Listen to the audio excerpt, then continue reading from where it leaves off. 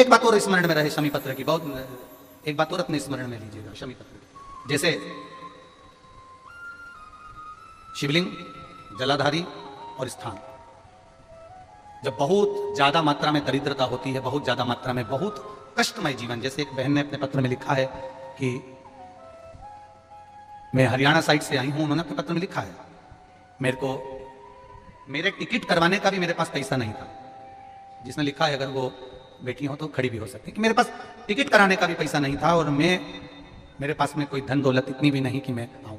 मेरे मायके वालों ने मेरी भक्ति को देखकर, एक कोई उनके परिचित जा रहे थे तो उनका टिकट कैंसिल हुआ तो मुझे यहाँ पर भेजा, मैं यहाँ आई। अब जब आपको लगता है कि इतनी दरिद्रता जीवन में है, इतना, और ऐसा नहीं है, मनुष्य के जीवन में बहुत सुख दुख तो चलता रहता है। मानव का देह है, ये तो चलना है, जीवन पर्यान चलना है, सुख दुख चलेगा, यश अपयश चलेगा।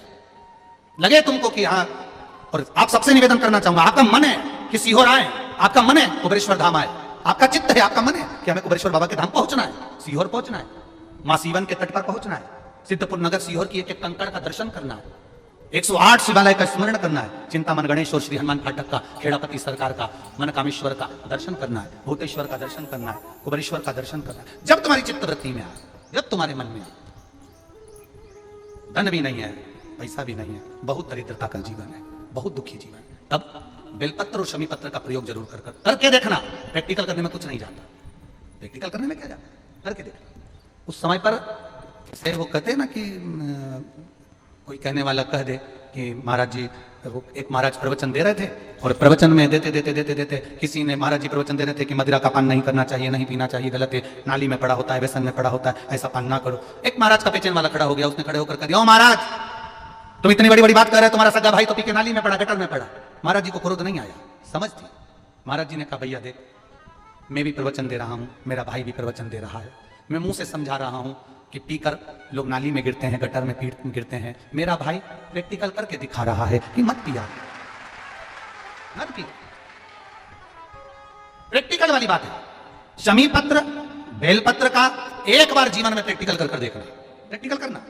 जैसे आपको कहा कि आपका विश्वास अगर पक्का है, भरोसा अगर दृढ़ है, और शंकर के प्रति अगर आपका विश्वास पक्का है, आप 7 दिन यहाँ रुके हुए हो, 5 दिन रुके हुए हो, या यहां से अपने घर जाओगे, निश्चित है वो रुद्राक्ष कहीं से भी आए, कैसे भी आए, तुम्हारे पास बहुत जरूर जाएगा, निश्चित है।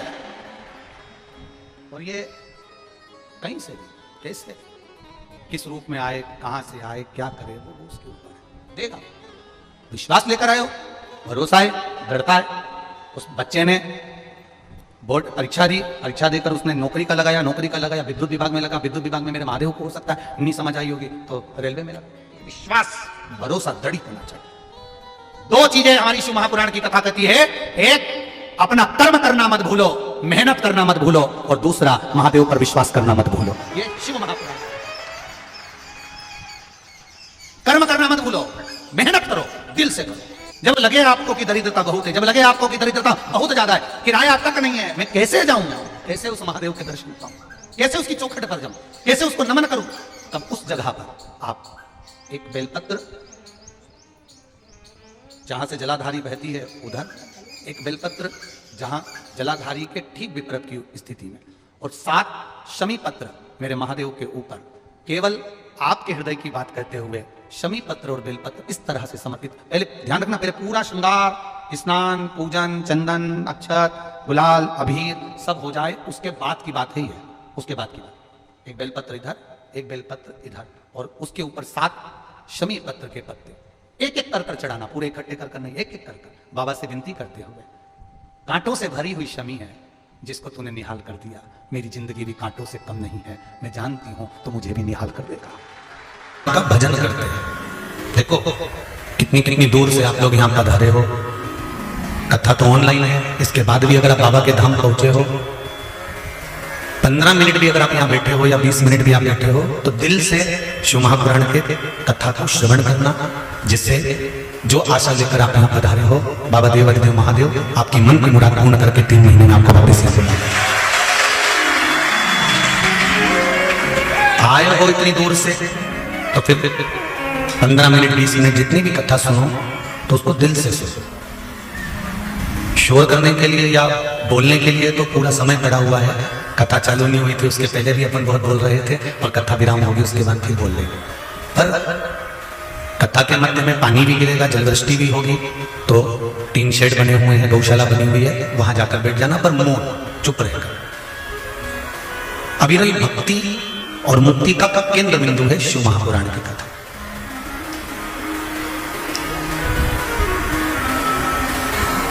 बचपन, जवानी, अधेड़ी और बुढ़ापा, इसमें बीच का जो समय है ना, बचपन और बुढ़ापे के बीच का जो जवानी और अधेड़ी, जवानी और जम के बोले जरा अधेड़ी, ये बीच का जो मोड़ आता है ना, बीच का जो टर्न आता है, ये सबसे ज्यादा। बचपन खेल में खोया, जवानी नींद भर सोया, बुढ़ापा भेद करोया, सिराने मूड हंसती है। बचपन गया चले जाएगा, आपको मालूम भी नहीं पड़ेगा और कहां निकल जाएगा। कब आप 17-18 वर्ष के हो गए, कब 19 वर्ष के हो गए, कब 20 साल 19 साल कब निकल गए होंगे मालूम नहीं पड़ेगा। पर बचपन के बाद में जो जवानी आई और जवानी के बाद में जो अधेड़ी आई, ये बीच का जो मोड़ है, बीच का जो टर्न है, ये सबसे ज्यादा है।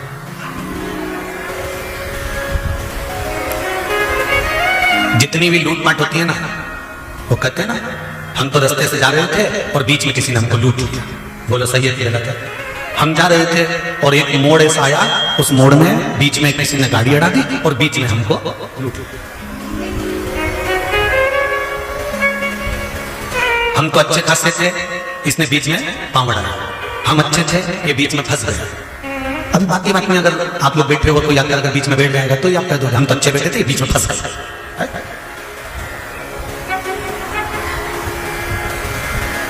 हम तो बढ़िया इंदौर जा रहे थे, भोपाल जा रहे थे, बीच में एक मोड़ आया, वहां बीच में किसी ने गाड़ी रोकी और बीच में हमारी गाड़ी पूरी की पूरी।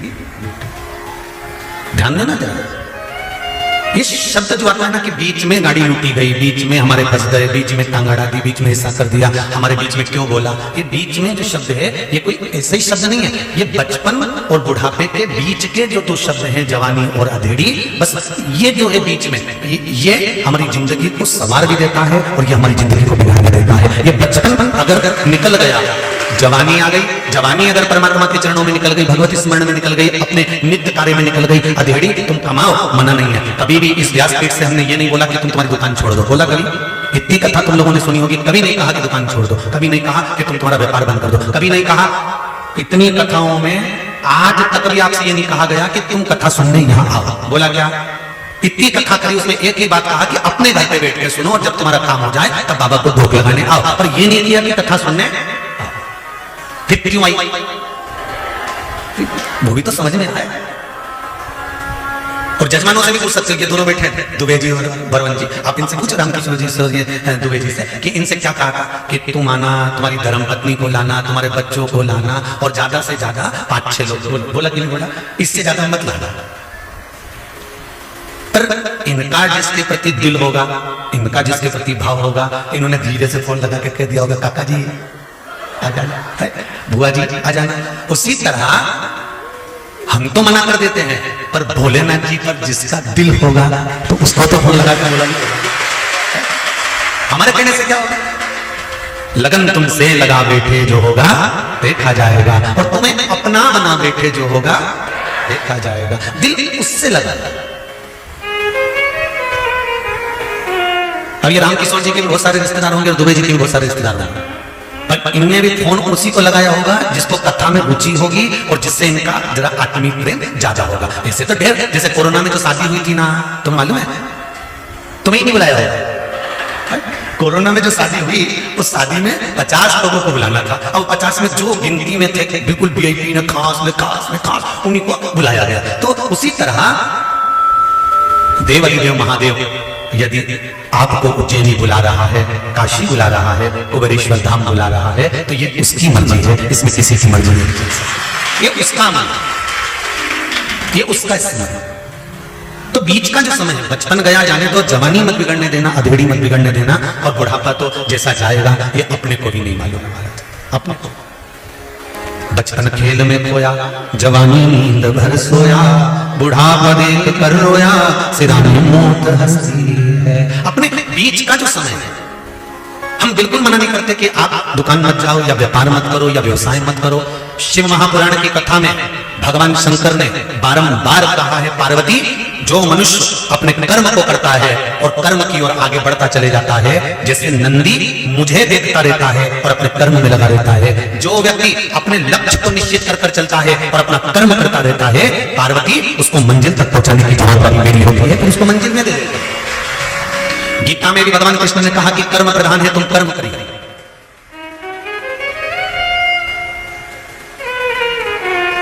कर्म आपको करना है। एक गाड़ी चलाने वाला जो गाड़ी चलाता है ना, आगे बैठ के वो पीछे मुड़ के देखता है क्या? अरे जम के तो बोलो, नहीं। साइड में देखेगा?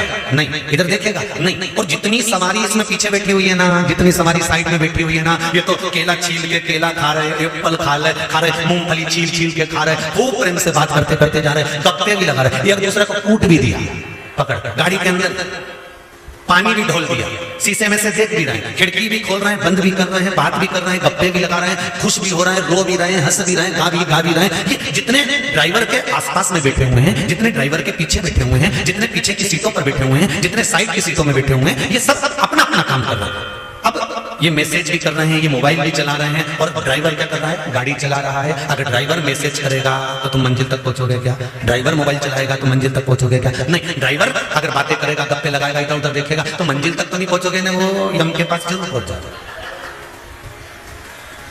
ड्राइवर की दृष्टि सामने है और वो गियर पर गियर लगा रहा है, स्पीड ब्रेकर आकर गाड़ी भी रोक रहा है, चले जा रहा है, उसकी मंजिल सामने है, वो गाड़ी को दौड़ा रहा है, भगा रहा है, और मंजिल तक पहुंचना है तो दृष्टि सम्मुख में रखी है। उसी तरह शिव महापुराण की कथा कहती है, ये पूरा शरीर गाड़ी है, इसकी इंद्रियां इसके पहिए हैं, और मन रूपी ड्राइवर इसको चला रहा है। बस इस ड्राइवर को शंकर के सामने जाकर खड़ा कर दो तो मंजिल निश्चित हो जाती है। शिव के सम्मुख में ले जाकर खड़ा करो तो मंजिल तक पहुंच जाओ। तेरा ये दिया मैंने खाया पिया है, तेरा शुक्रिया है, तेरा शुक्रिया है। भगवान के सम्मुख में, भगवान की चौखट पर इसकी दृष्टि है। कल कथा में अपने सुना था सुयशा, और वो सुयशा नंदी की धर्मपत्नी, नंदी को मंदिर में बिठाने के लिए, शिवालय में बिठाने के लिए, शंकर के दरवाजे पर बिठाने के लिए घोर तप करा उसने, शंकर जी की आराधना करी, शिव जी ने वर भी दे दिया, और वो सम्मुख में जाकर नंदी बैठ भी गया। पर नंदी से हमको सीखने को मिलता है कि भगवान के सम्मुख में उसकी दृष्टि है। मैंने सारे नजारे देख लिए, एक तेरा नजारा, मेरी नाव किनारे लगे ना लगे, मेरी नाव किनारे लगे ना लगे, तेरे दर का किनारा काफी है, तेरे दर का किनारा काफी है। महाराज फिर द्वार मिले ना मिले, पर तेरा जो द्वारा है वो निश्चित, निश्चित तेरी चौखट निश्चित। आज सावन का पहला सोमवार है, शंकर जी के मंदिर गए होगे, शिव जी पे एक लोटा जल कंकर शंकर पे भी तुमने यहां आकर भी चढ़ाया होगा। जाते जाते बाबा से एक बात कहकर जरूर जाना, जैसे सावन के महीने में जल बरसता है और वो जल बीज पर पड़कर अंकुरित होकर फल देता है, उसी तरह सावन के महीने में मैंने भी एक लोटा जल चढ़ाया है, वो भी ऐसा जल हो कि मेरे जीवन में सुख को अंकुरित करे और मेरा जीवन धन्य हो जाए। ऐसी दया कर, हम तेरे धाम में, हम तेरी चौखट पर कथा सुनने के लिए आए, तेरे दरवाजे, तेरी चौखट, तू कृपा करेगा तब सुख मिलेगा। तेरी कृपा बिना न हिले एक भी हम लेते श्वास, तेरी कृपा से। अगर तेरी उदारता नहीं होती, तेरी कृपा नहीं होती, तेरी करुणा नहीं होती, तो संसार का कोई सुख हमको प्राप्त नहीं होता, संसार का कोई सुख हमें नहीं मिलता। महाराज शिव कथा करना, शंकर जी की कथा करना, हाथी का पैर, हाथी का पांव मगर ने पकड़ा और जितने भी लोग नीचे खड़े हैं उनसे निवेदन है आप लोग 3 शेड में चले जाओ। यहां से जितने भी लोग खड़े हुए हैं पानी में गीले नहीं हो और शेड में जाकर बैठ जाओ, आराम से वहां बैठ कर कथा सुनो। हाथी का पांव मगर ने पकड़ा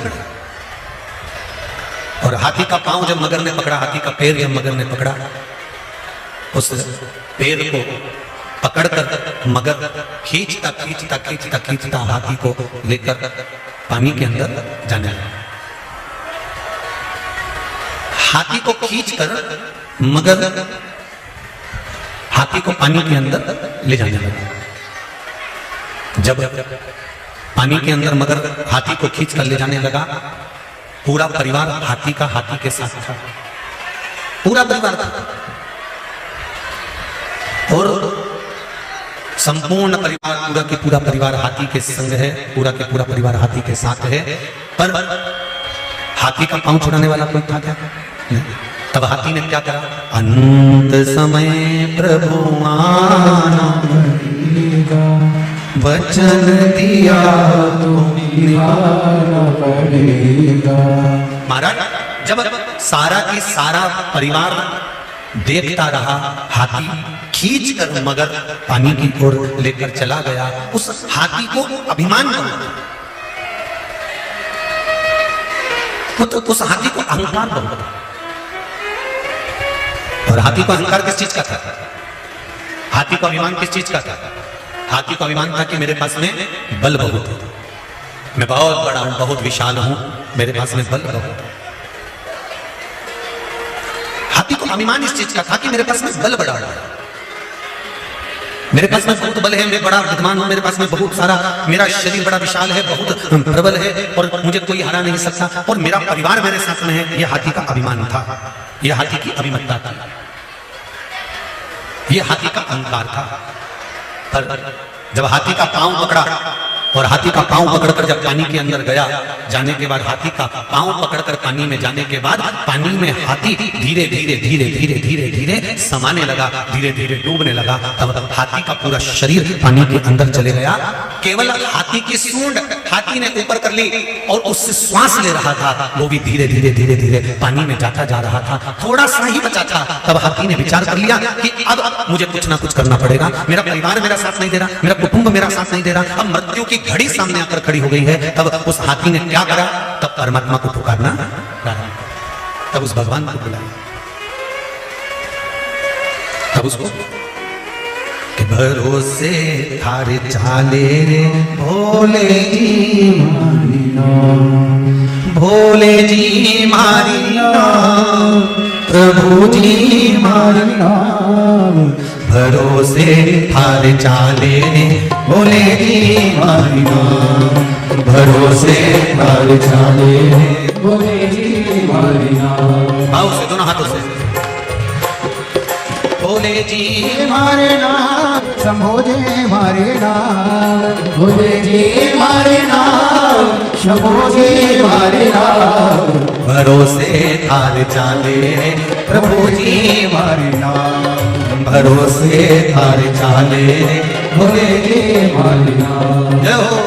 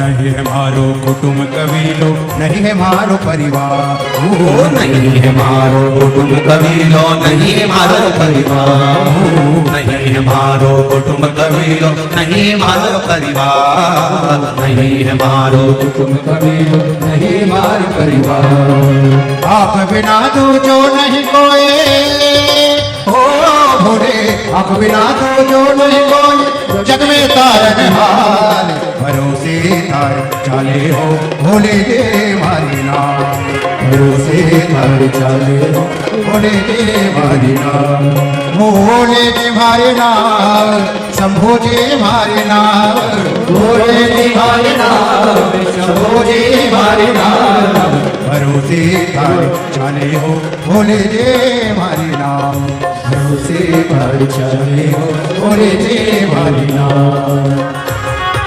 भोले हर हर भोले।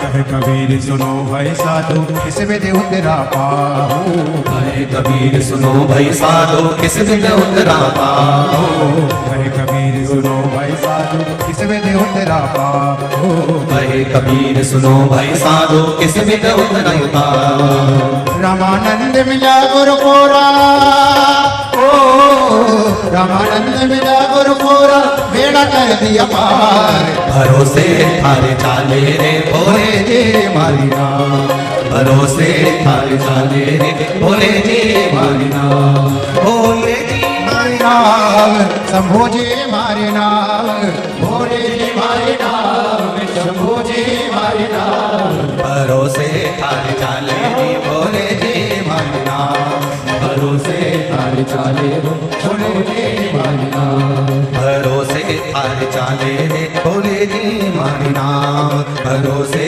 थारे चाले रे भोले जी मारे नाम, भरोसे थारे चाले रे भोले जी मारी नाम, भरोसे तारे चाले हो भोले जी मारे नाम। भगवान शिव की कथा कर रही है कि हम शंकर के भरोसे पर हैं, हम शिव के आश्रित हैं।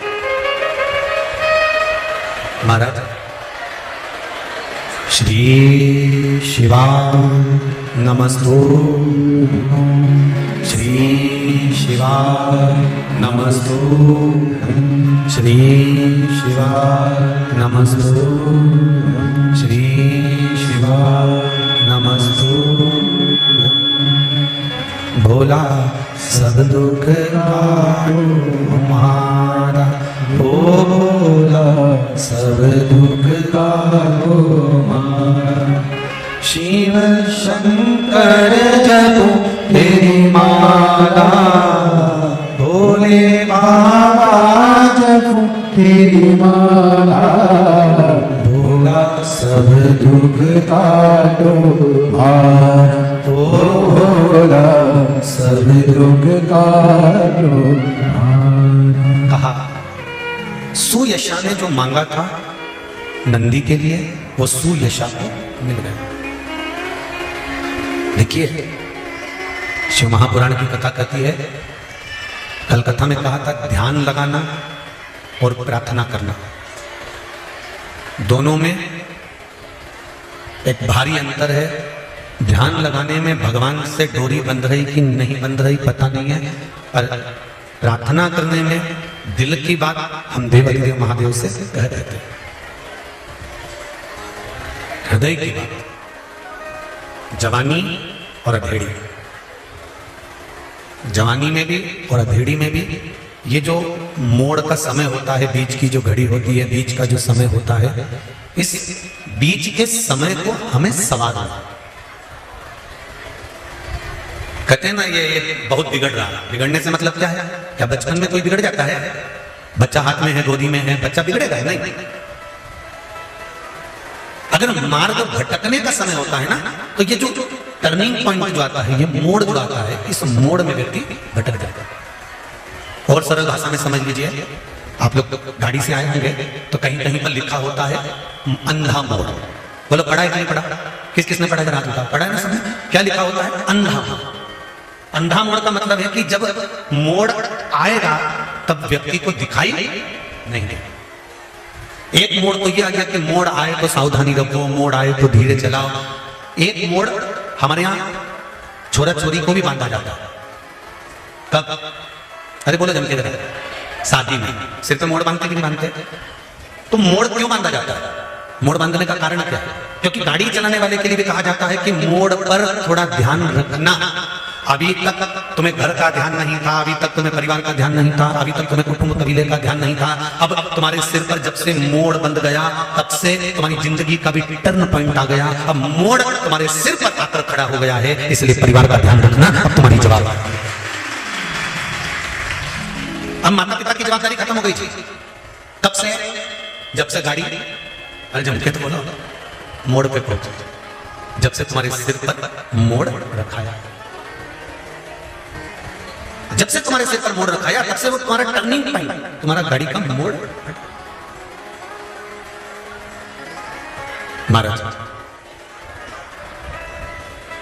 मध्य का समय, बचपन खेल में खोया, जवानी नींद भर सोया, बुढ़ापा देख कर रोया, सिराने मौत हंसती है। ये टर्निंग पॉइंट, ये मोड़।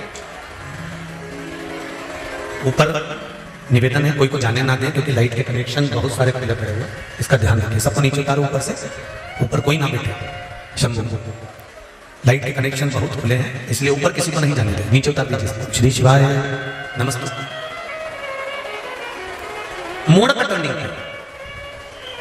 अपनी जिंदगी में, अपने जीवन में, जीवन की प्रत्येक घड़ी के पल पर एक समय ऐसा आता है जिस समय पर हमको मुड़ना होता है, और कहां मुड़ना है ये हमारे मतलब निश्चित करता है। सुयशा ने भगवान शंकर से प्रार्थना करी, शिव जी से निवेदन करा, और सुयशा ने शंकर भगवान से प्रार्थना करी, निवेदन करा, तो फल यह हुआ कि भगवान शंकर के शिवालय में, शंकर भगवान के सम्मुख में नंदीश्वर जाकर विराजमान। देखिए,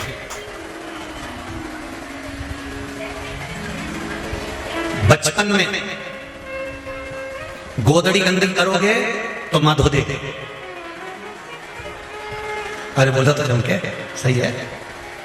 बचपन में अगर गोदड़ी गंदी करोगे तो मां, बोलो जम के जरा, मां धो देगी।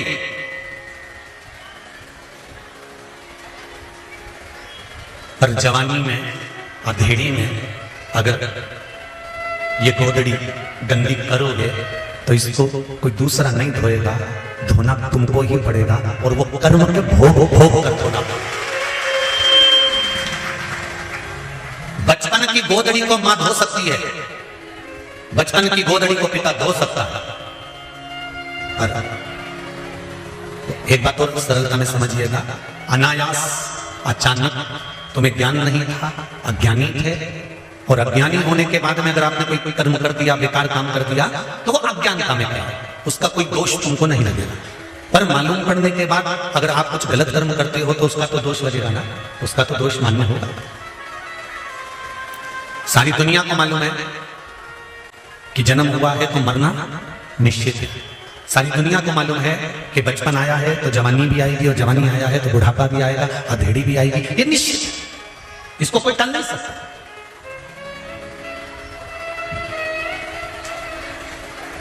सारी दुनिया को मालूम है कि बचपन आया है तो जवानी भी आएगी, जवानी आई है तो अधेड़ी भी आएगी, अधेड़ी आई है तो बुढ़ापा भी आएगा।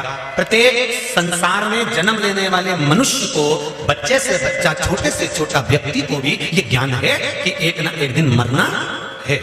पर किसी को ये मालूम है कि कब मरना है?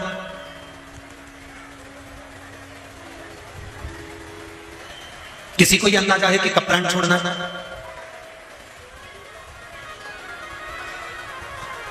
प्रजापति के यहाँ जब 60 कन्याओं का जन्म हो गया, तब दक्ष प्रजापति ने माँ जगदम्बा से, माँ देवी से, भवानी से विनती करी और विनती कर कर कहा, माँ मेरे घर में एक बेटी का जन्म और हो जाए।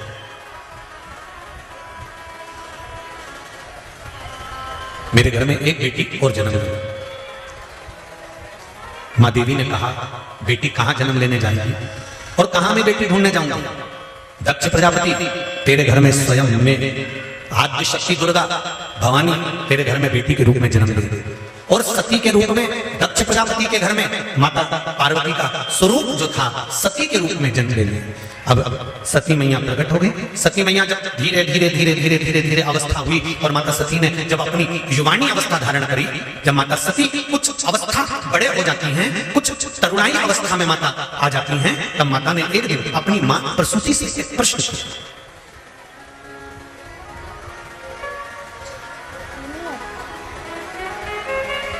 अपनी माता प्रसूति से एक प्रश्न किया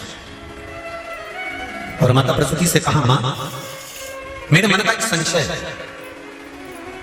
माता प्रसूति ने सती से पूछा, वो संशय कौन सा? बता तू क्या संशय तेरे मन में? ये बच्चों का माता पिता के प्रति आत्मीय प्रेम रहता है कि बच्चे जब भी प्रश्न करते हैं तो अपने माँ बाप से करते हैं, और होना चाहिए।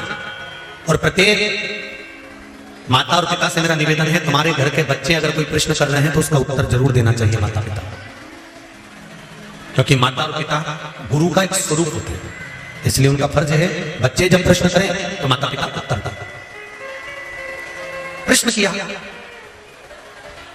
और प्रश्न करने के बाद में माता सती ने प्रश्न सरल पर जनहित का प्रश्न, मां यदि इस भूमंडल पर मृत्यु लोक में अगर हमारा जन्म हुआ तो इस मृत्यु लोक में जन्म लेने का हेतु क्या है? इस मृत्यु लोक में जन्म लेने का कारण क्या है? हम क्यों जन्म लेते हैं? हमारा जन्म का कारण है। कहा प्रसूति मां बोली, सती प्रसूति की सबसे छोटी लड़की थी और घर का जो छोटा मनक होता है, घर का जो छोटा बेटा होता है, घर की जो छोटी बेटी होती है, घर की जो छोटी संतान होती है, माता पिता का जो प्रेम होता है वो छोटे के प्रति जरा ज्यादा होता है। इसलिए हम आपको बार बार कथाओं में भी कहते हैं कि भगवान से प्रार्थना करना कि हमको किसी परिवार में बड़ी बहू बनाकर मत भेजे। जो घर की बड़ी बहू होती है ना, उसको बहुत सुन के चलना पड़ता है, बहुत संभाल के चलना पड़ता है। जरा जरा सी बात में सास चिल्ला के दौड़ जाती है, आंख नहीं थी, तू तो बड़ी थी, तू तो बड़ा था, तेरे में अकल नहीं थी। और घर की जो छोटी बहू होती है ना, वो थोड़ा सा भी काम बिगाड़ देती है ना तो भी सास के मुंह से नहीं निकलता, छोटी छोटी अभी तो छोटी है, अभी अभी अभी इसमें अक्ल है, अभी अभी तो आई है, शादी हुई है, नई नई आई है, उसमें अक्ल है। और फिर बड़ी बहू इतना कह दे कि हम ब्याह कर आए थे, शादी कर आए थे तो 6 महीने में हमको तो कह दिया था कि तुम इतनी बड़ी आई हो, काम करो। और वो अब छोटी है, 2 साल में भी, 4 साल में भी, 6 साल में भी, छोटी हमेशा छोटी ही रहती है, छोटी हमेशा छोटी है और बड़ी हमेशा बड़ी ही रहती है। वो कोई भी काम अगर बात अगर कुछ भी जरा से भी मेहमान ज्यादा आ गए ना तो कहा किससे जाता है, तू तो बड़ी थी ना, कम से कम पहले तुझको आना चाहिए। उसकी नींद नहीं खुली, वो तो छोटी थी, पर तू तो समझदार थी, तू तो बड़ी थी, तू आ जाती ना उतर। जितनी भी जीजियां कथा सुन रही ना, भगवान से प्रार्थना कर लेना, बोले ना अगली बार हमको छोटा बना कर दे, बड़ा नहीं। छोटे बनने में फायदा है, बड़े बनने में कोई फायदा नहीं है। ऐसा बड़ा बनना तो बड़ा बेकार काम है। कोई हमसे पूछे ना तो हम तो स्पष्ट कह दें जिंदगी में कि कभी बड़े मत बनना। ट्रेन में सफर भी करो और बाथरूम भी जाओ ना तो 4 वीडियो बनाने वाले मिल जाते हैं कि महाराज गए तो फोटो खींचे।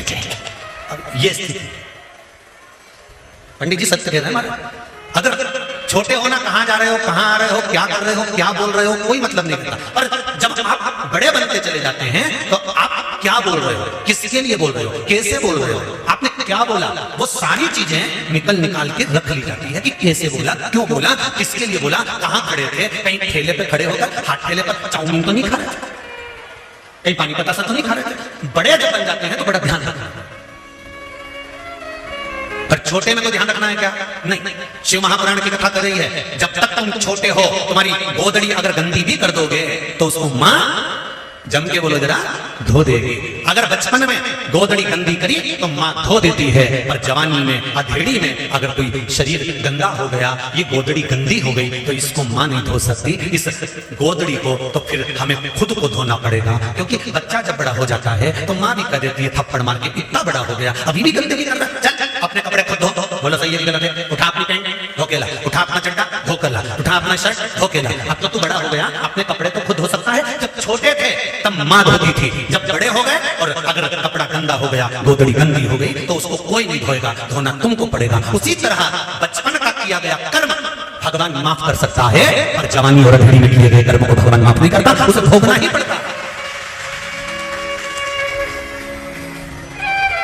जवानी और अधेड़ी में किए गए कर्म को कोई दूसरा नहीं भोगेगा, भोगना अपने को पड़ेगा। इसलिए बार बार कहते हैं मत बुरे कर्म कर बंदे वरना पछताएगा, भगवान की आंखों से तू बच नहीं पाएगा, तू बच नहीं पाएगा। अरे ओ अज्ञानी मत कर नादानी, अरे ओ अज्ञानी मत कर नादानी।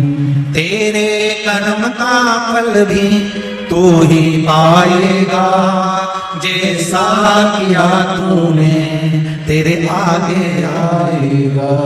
मत बुरे कर्म कर बंदे, मत बुरे कर्म कर बंदे वरना पछताएगा, भगवान की आंखों से तू बच नहीं पाएगा, तू बच नहीं पाएगा। बड़ा मुश्किल है,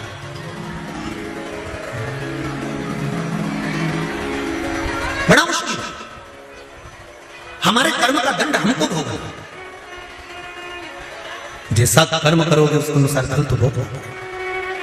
बस एक बात का स्मरण रहे आपको, जब कर्म का दंड हमको भोगना है तो शिव महापुराण की कथा कहती है, भगवान शंकर की कथा कहती है,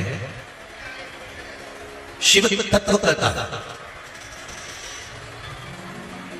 कि इस कर्म के दंड को भोगने में मेरे भोलेनाथ जी की शरणागति को पकड़ लेना चाहिए। उससे क्या होगा, क्या होगा उससे? तो कहा दुख जब सामने आकर खड़ा भी होगा ना, और आप मन से श्री शिवाय नमः, दुख सामने आकर खड़ा हो गया और आपने अगर मंत्र का स्मरण करा है, पंचाक्षर मंत्र नमः शिवाय, षडाक्षर मंत्र ओम नमः शिवाय, श्री शिवाय नमस्तुभ्यम, राम नाम कृष्ण नाम द्वादशाक्षर मंत्र ओम नमो भगवते वासुदेवाय। तुम राम जप रहे हो, तुम कृष्ण जप रहे हो, तुम शिव जप रहे हो, तुम श्री शिवाय नमस्तुभ्यम जप रहे हो, तुम जिस शंकर का स्मरण कर रहे हो, राम और कृष्ण का स्मरण कर रहे हो, तुम्हारा दुख अगर भारी भी है तो उस मंत्र के जाप से थोड़ा सा कम हो जाता है। जैसे हाथी का पांव मगर ने पकड़ा, पांव खींचकर पानी में ले गया, हाथी डूब रहा है, परिवार खड़ा देख रहा है, रो रहा है, चिल्ला रहा है, चीख रहा है, पर हाथी को लगा वैसे काम नहीं चलेगा, अपने कर्म का दंड अपने को भोगना है। तब हाथी ने भगवान को बुलाना प्रारंभ करा और परमात्मा आए कि नहीं आए? आए ना, दौड़ प्रार्थना स्वीकार कर, प्रार्थना स्वीकार कर। और जब बैठो प्रार्थना स्वीकार कर, दिल की बात हम जब भगवान से करते तो भगवान उसको स्वीकार करते, भगवान उसको स्वीकार करे।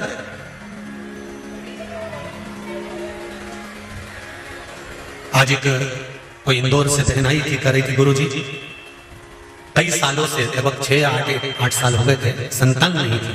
बाबा ने बड़ी कृपा करी, मैं बड़ी दुखी थी, लोग मुझे ताने बहुत देते थे, बहुत ताने देते थे। तब एक बार शिव महापुराण की कथा सुनी और बाबा से टीवी के सामने बैठकर ही विनय करा, तो बाबा ने मेरी झोली भरी, उसको धोख लगाने कहीं बैठी हो तो उसको बच्चे को भी लेकर आए। ये इस कुबेरेश्वर महादेव की देन है, उसकी कृपा है, उसकी कृपा। एक पत्र आया है, बड़ा सुंदर है, वो भी देखिए।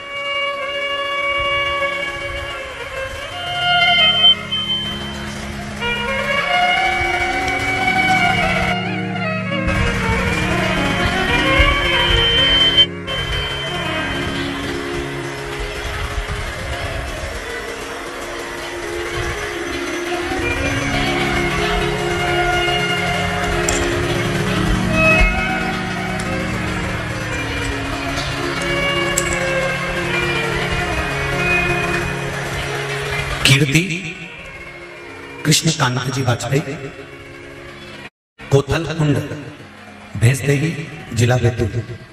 कहीं बैठे हो तो हाथ हिलाइए। कीर्ति कृष्ण कांत जी वाजपेयी, कोथल कुंड, भैंसदेही, जिला बैतूल। कहीं बैठे हो तो हाथ हिलाइएगा। पत्र में लिखा है, श्री शिवाय नमस्तुभ्यं। तेरी कृपा बिना ना हिले एक भी अणु, लेते हैं श्वास तेरी कृपा से तनु तनु। हे गंगाधार मुक्ति द्वार ओमकार तू, आयो शरण तिहारी प्रभु तार तार तू। मैं बहुत दुखी थी अपने पति की शराब की लत के कारण। गुरुजी आपके बताए अनुसार उपाय करी। 10 जनवरी की अष्टमी को 31 बेलपत्र, 31 चावल और 31 मूंग का उपाय किया। उसके बाद में पति की शराब की लत बाबा की कृपा से 12 जनवरी को जब मैं बहन के घर गई और वहां से पुनः वापस लौट कर आई, तब से मेरे पति ने शराब छोड़ दी है। उसके बाद आज तक नहीं की। ये शिव कृपा, ये शंकर के उदारता। आप जो कर्म करते हो, आप जो भगवान शंकर की भक्ति करते हो, भगवान शंकर को एक बेलपत्र समर्पित करते हो, एक लोटा जल समर्पित करते हो, एक चावल का दाना, एक पुष्प की अगर पंखड़ी भी समर्पित कर रहे हो तो उसका फल मिलेगा जरूर। वो फल टल नहीं सकता।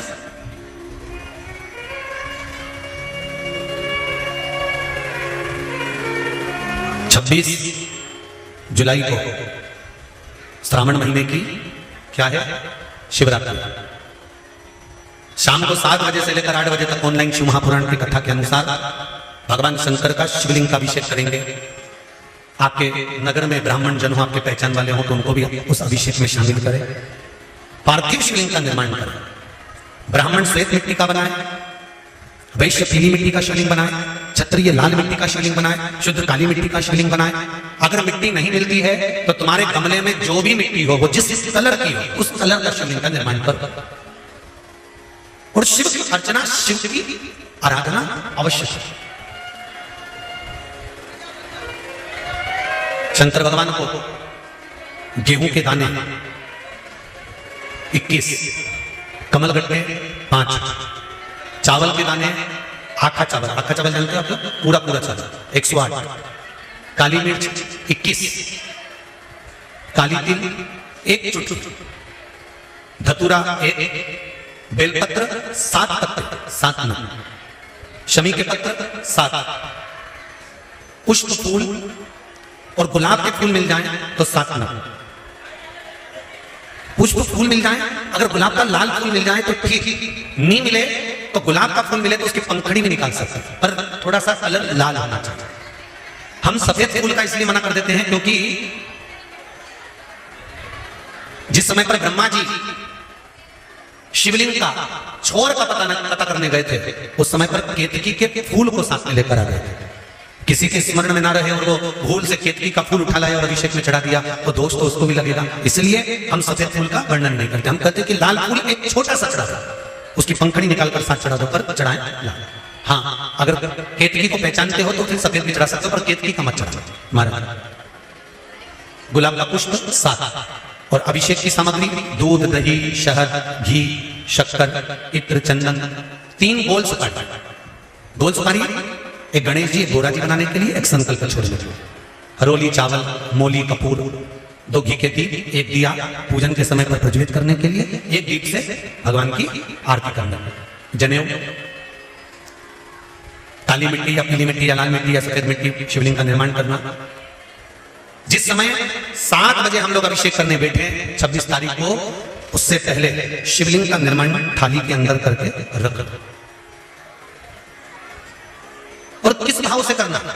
जिस भाव से माता सती ने और माता पार्वती ने शंकर भगवान को अपना बनाने के लिए, अपनी कार्य सिद्धि के लिए, नंदीश्वर की धर्मपत्नी सुयशा ने भी जो शिवरात्रि का स्मरण करा है सावन महीने की, भगवान शंकर की बहुएं बल्ली देवी और देवसेना ने भी श्रावण महीने की शिवरात्रि का स्मरण करा है। भगवान श्री गणेश जी महाराज की धर्मपत्नी रिद्धि और सिद्धि ने भी श्रावण महीने की शिवरात्रि की पूजन करी है। माता पार्वती और माता सती ने भी श्रावण महीने की पूजन आराधना करी है। माता गंगा ने भी श्रावण महीने की पूजन आराधना करी है। तो क्यों नहीं हम श्रावण महीने की शिवरात्रि का स्मरण करें और अपने मन की कामना के लिए बाबा से विनय कर कर, बाबा से विनती कर कर उस सुख को पाएंगे। भगवान से निवेदन करें। सती मैया तरुणी अवस्था में अपनी माता से प्रश्न करती है और माता उत्तर पर उत्तर देते हैं। माता सती ने एक प्रश्न और करा, मां इस शरीर का अंत कब का है? प्रसूति का उत्तर है, प्रसूति का उत्तर, इस शरीर का अंत कब है? तो माता प्रसूति ने कहा, जन्म का समय निश्चित हो सकता है पर मृत्यु का कोई समय निश्चित नहीं हो सकता।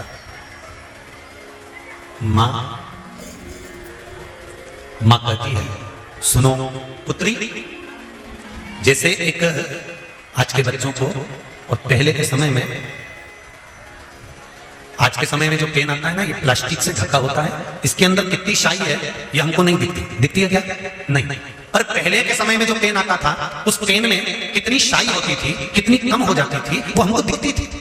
तो लिखने वाला जब परीक्षा हॉल में लिखने बैठता था ना, तो अंदाजे से पेन लेकर जाता था कि मेरा ये पेन यहाँ खत्म होने वाला है। तो देख लिया उसने, कितनी सी शाई बची है, लिखना चालू करा, फिर देखा शाई थोड़ी सी बची है, फिर देखा शाई थोड़ी सी बची है। पहले के समय में दुनिया के लोगों को मालूम था कि बचपन जाएगा, जवानी आएगी, जवानी जाएगी, अधेड़ी आएगी, अधेड़ी जाएगी, बुढ़ापा आएगा। पहले के समय में लोगों को मालूम था कि ये 100 साल जिएगा और 100 साल के बाद मरेगा।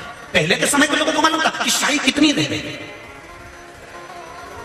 कलम में कितनी शाई देगी। पहले के लोगों को मालूम था कि अभी इतनी सांस रह गई है, अभी इतना शरीर और रह गया, अभी इतने साल और ये नौकरी पर रहेगा, अभी इतने साल और ये काम करेगा। तो पहले के लोगों को मालूम था कि 100 साल तक ये जिएगा, मतलब इसमें इतनी शाई रह गई है। तो वो लिखता जाता, लिखता जाता, लिखता जाता, लिखता जाता। तो आज के समय में प्लास्टिक के पेन के अंदर शाई भर दी जाती है और वो शाई हमको नजर नहीं आती है, कब खत्म हो जाती है, लिखते लिखते कब समाप्त हो गया तो पेन बदलना पड़ता है। उसी तरह मेरे शिव की कथा कहती है, ये कली युग में, कली काल में व्यक्ति को मालूम नहीं रहता कि कौन सी श्वास आखिरी है, अब शाई खत्म हो गई, अब पेन को फेंकना पड़ जाए, ये जीवन का कोई भरोसा नहीं। इसलिए ध्यान रखना, पेन को हर कहीं मत चल। आप सब माताएं बड़ी बड़ी चतुर चतुर बैठी, आपका बच्चा अगर ABCD लिखे या आ बा का दा लिखे तो तुम खुश होती हो कि नहीं होती? अरे बोलो तो जम के होती हो ना। बच्चा काम की चीज लिख रहा है और बच्चा पेन उठा के कॉपी को, अरे बोलो तो जम के, गोदे जाए, गोदे जाए, गोदे जाए, बेमतलब का चलाए जाए, चलाए जाए, चलाए जाए। तो तुम क्या करोगी? पागल हो गया, चल पेन दे, पूरी कॉपी बेकार कर दी, पूरी कॉपी बेकार कर दी, चलो पेन छोड़ो। समझदार मां शाई खत्म नहीं होने देती और कॉपी का पेज गंदा नहीं होने देती, खराब नहीं होने देती। इसलिए बच्चे को कहती आ लिख, बा लिख, ए लिख, बी लिख, सी लिख, मना नहीं है, पर कॉपी को यूं ही बर्बाद करेगा तो मां बर्बाद नहीं होने देगी। उसी तरह संत भी ऐसे ही होते हैं। जब हम अपनी जिंदगी, बचपन, जवानी, अधेड़ी, बुढ़ापा यूं ही गोद गोद के बर्बाद करना चालू कर देते हैं, खाने में, पीने में, सोने में बर्बाद करने लगते हैं, घूमने फिरने में बर्बाद करने लगते हैं, तो कोई सतगुरु आता है जो तुम्हारा हाथ पकड़ कर कहता है इसको बर्बाद मत करो, हाथ में एक माला पकड़ो, शंकर का गुणगान करो, भगवान की अविरल भक्ति में डूबो, तो ये जिंदगी सार्थक होगी। संत भी तुम्हें बेकार होने से रोक देते हैं, सतगुरु भी तुम्हें बेकार होने से रोक देते हैं। अकाल मृत्यु घूमरे जो काम करे चंडाल का, काल उसका क्या बिगाड़े जो भक्त हो महान। शिव की आराधना करो, राम की आराधना करो, कृष्ण की आराधना करो, भगवान की आराधना करो, भगवान की अविरल भक्ति में डूबो। बचपन गया जाने दो, जवानी गई जाने दो, अधेड़ी गई जाने दो, और बुढ़ापा मत बिगड़ने देना। अगर बुढ़ापा बिगड़ गया तो जिंदगी नरक पड़ जाएगी। इसलिए थोड़ा सा जीवन को संवारने का प्रयास करो,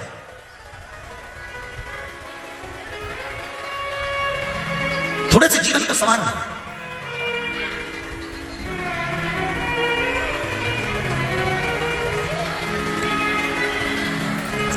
सुनो नाथ अरज मेरी, मैं शरण पड़ी तेरी। सुनो नाथ अरज मेरी, मैं शरण पड़ी तेरी। सुनो नाथ अरज मेरी, मैं शरण पड़ी तेरी। सुनो नाथ अरज मेरी, सब बताइए, मैं शरण पड़ी तेरी। सुनो नाथ अरज मेरी, मैं शरण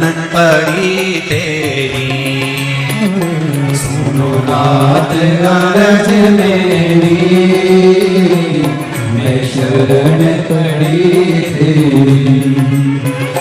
तुम मानुष तन दीना मैं भजन नहीं कीना। तुम मानुष तन दीना मैं भजन नहीं कीना। तुम मानुष तन दीना मैं भजन नहीं कीना। तुम मानुष तन दीना मैं भजन नहीं कीना। विषयों ने मति फेरी मैं शरण पड़ी तेरी। विषयों ने मति फेरी मैं शरण पड़ी तेरी। सुनो नाथ अरज मेरी मैं शरण पड़ी तेरी। सुनो नाथ अरज मोरी मैं शरण पड़ी तेरी।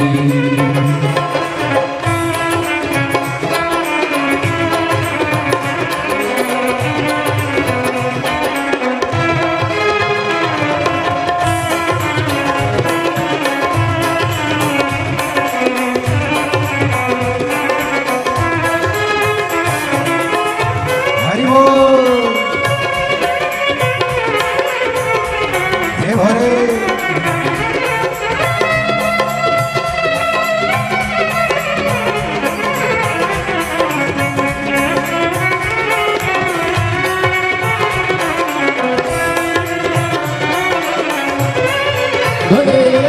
हर हर भोले।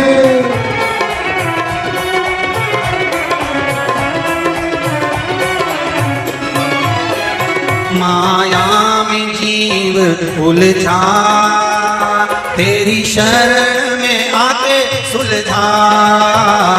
माया में जीव उलझा तेरी शरण में आ सुलझा।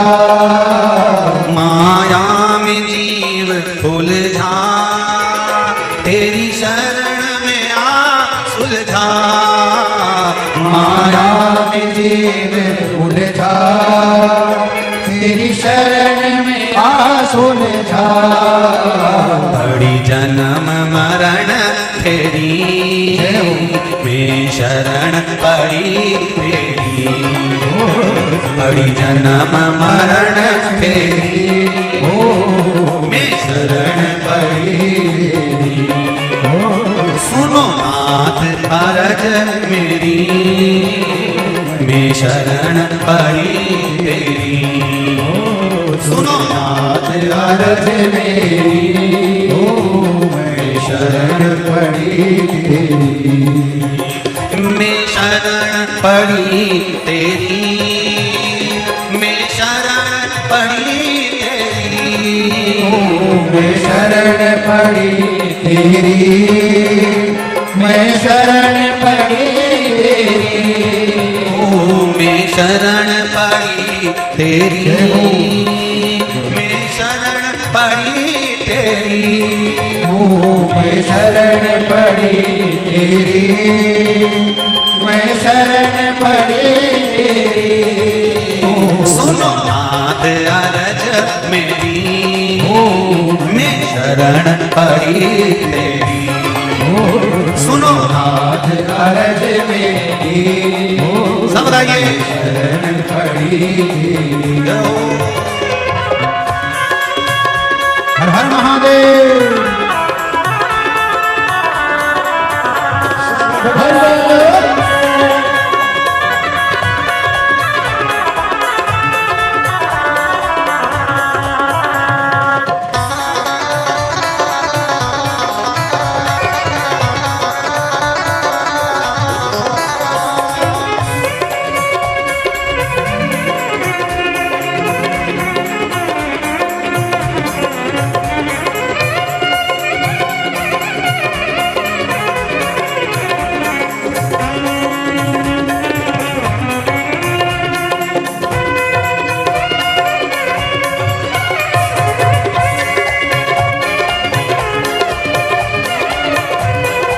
बड़े भाव।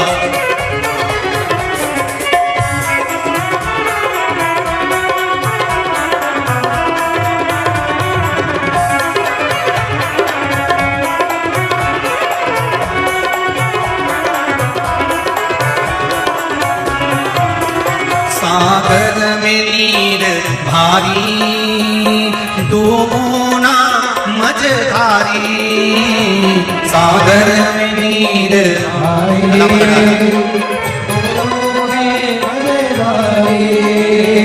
सागर में नीर भारी डूबोना मझधारी, सागर में नीर भारी तू होना मझधारी, प्रभु करुणा अब तेरी मैं शरण पड़ी तेरी, प्रभु करुणा अब मेरी मैं शरण पड़ी, प्रभु करुणा अब तेरी मैं शरण पड़ी तेरी, प्रभु करुणा अब मेरी शरण पड़ी, मैं शरण पड़ी तेरी, मैं शरण पड़ी तेरी, मैं शरण पड़ी तेरी, मैं शरण पड़ी मैं शरण पड़ी तेरी, मैं शरण पड़ी तेरी, मैं शरण पड़ी तेरी, मैं शरण पड़ी तेरी, सुनो बात राज मेरी, मैं शरण पड़ी तेरी, सुनो नाथ हरज मेरी मैं शरण पड़ी तेरी, सुनो नाथ राज मेरी मैं शरण पड़ी तेरी, सुनो नाथ हरज मेरी मैं शरण पड़ी तेरी, मैं शरण पड़ी तेरी, शरण पड़ी तेरी, मैं शरण पड़ी तेरी। हार हार शिव कथा करती है, भगवान शंकर का गुणगान करता है, शिव का स्मरण करता है। माता सती ने माता प्रसूति से कुछ प्रश्न करे, उस प्रश्न के आनंद में माता प्रसूति ने सती को शंकर भगवान की शरणागति का सुख प्रदान करा, भगवान शंकर के चरणारविंद का सुख प्रदान करा। देखिए कितना सुंदर भाव कहा है यहाँ पर, शिव महापुराण का बड़ा सुंदर संवाद कहा है। सुनिए, भाव से इसको स्मरण करिएगा। सती मैया ने अगला प्रश्न किया है, जैसे आपको कल कथा में कहा था कि ये लोग जो राखोड़ी करते हैं ना, राखोड़ी आप लोगों को ध्यान में होगा कि महाराष्ट्र साइड में मारवाड़ी परिवार जो भी जितने भी रहते हैं वो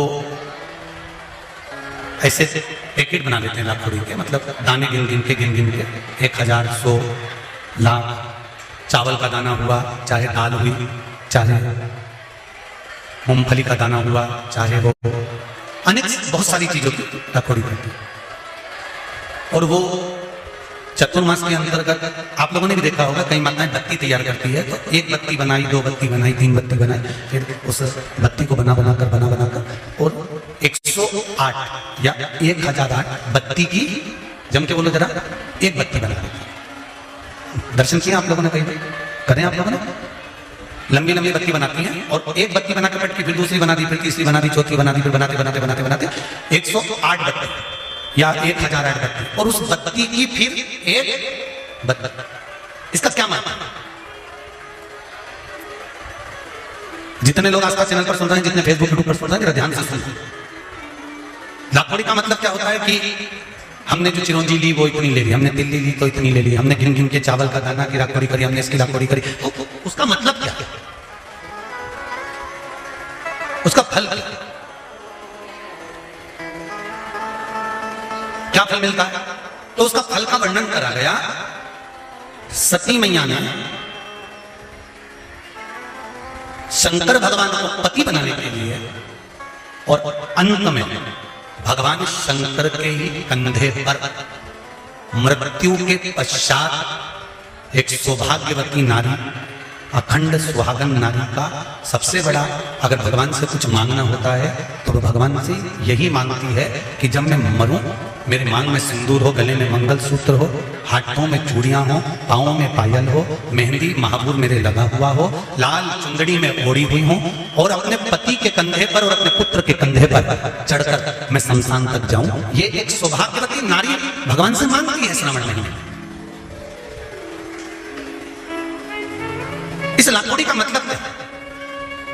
एक बत्ती, दो बत्ती, तीन बत्ती, चार बत्ती, पांच बत्ती, छह बत्ती, सात बत्ती, और उस बत्ती को फिर 108 पूरी होने पर, 1008 पूरी होने पर उस बत्ती को फिर बांधकर एक करा जाता है। इस बत्ती का मतलब क्या है? क्या मतलब है?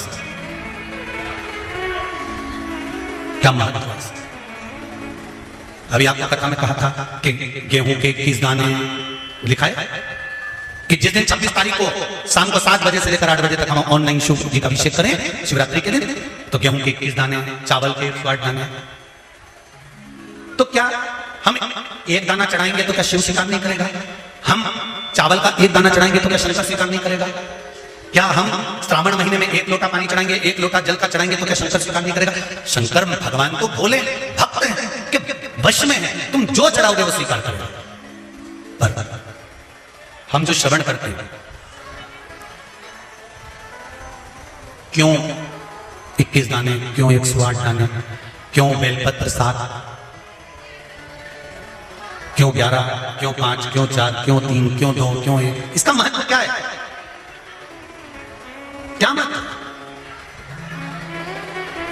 महाराज शिव पुराण स्कंद पुराण वर्णन करती है, कुर्म पुराण में भी इसका सुंदर भाव व्यक्त वर्णन किया गया है, और गर्ग संहिता में भी इसका सुंदर भाव वर्णन होता है कि हम कोई भी सामग्री की सवामणि करते हैं या काकोड़ी करते हैं या दीप की बत्तियां हम ज्यादा बनाने के बाद में एक बत्ती का निर्माण कर भगवान को समर्पित करते हैं, उसके पीछे एक कारण होता है। स्त्री नारी सौभाग्यवती रहकर एक वस्तु का दान नहीं करती। फिर समझ लेना मेरी जीजी, केवल अकेली साड़ी बिना ब्लाउज पीस के किसको दी जाती है ये आप भी जानते हैं। एक वस्त्र का दान किस समय पर दिया जाता है? जिस समय पर किसी नारी का पति चले गया हो और मायके से पहली बार जो वस्त्र आता है, सबको अंदाजा होगा इस चीज का, उस नारी के लिए जो पहला वस्त्र आता है उसमें ब्लाउज का पीस नहीं आता, केवल एक साड़ी ही आती है, कपड़ा नहीं।